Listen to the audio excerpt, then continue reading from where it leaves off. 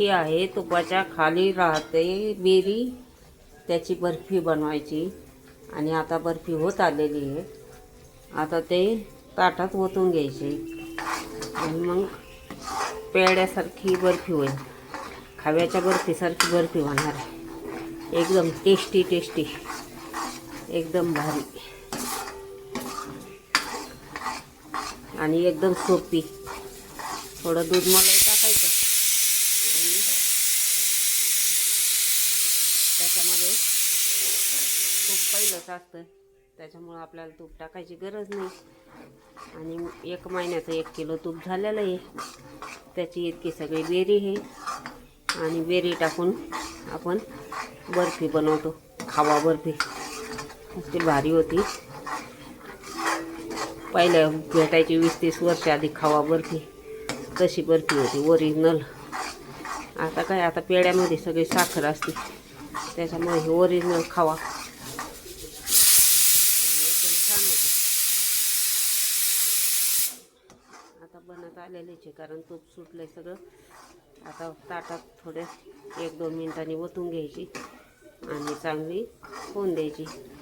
शेट झाली का मस्त होईल.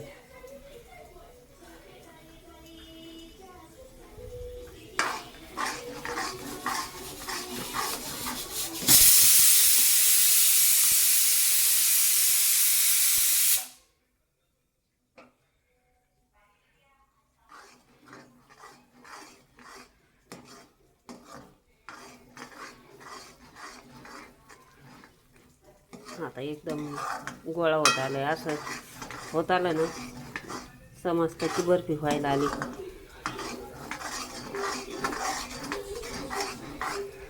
आता तूप सुटल. तूप सुटलं का मग सुटलंच आहे तूप. आता हे दिसतंय ना तुपाचं सगळं, कारण आता चिकटायचं बंद झालं, सगळं निघालं.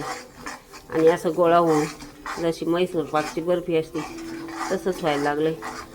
म्हणून आता घ्यावं लागेल खाली ओतून.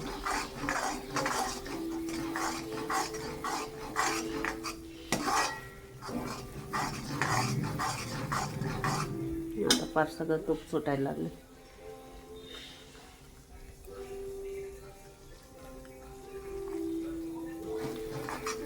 हे बघा कसं मैसूर पाकसारखं व्हायला लागलं.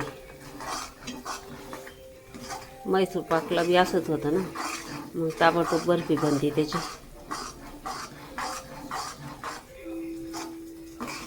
आता ताटात ओतून घ्यावं लागेल.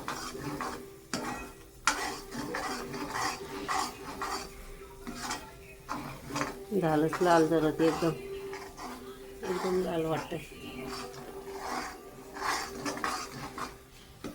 आता याचं तूप निघलंय पूर्ण.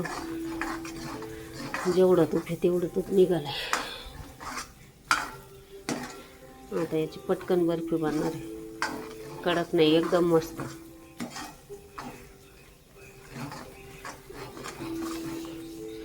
हे बघा, ही मैसूर पाकला असंच होते, जाळी पडते.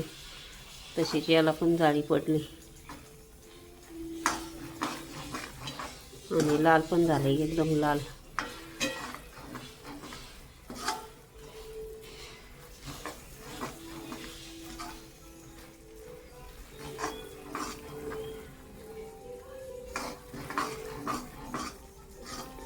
आता आपण ताटात ओतून घेऊ.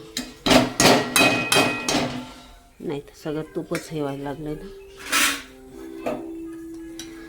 आता हे ताटात ओतायचं आणि चांगली बर्फी होईल. आता हे बघा ताटात ओतलंय. आता हे शेटल करावं लागेल. शेटल केलं का मग एकदम भारी होईल. आता मी बंद करते. अशा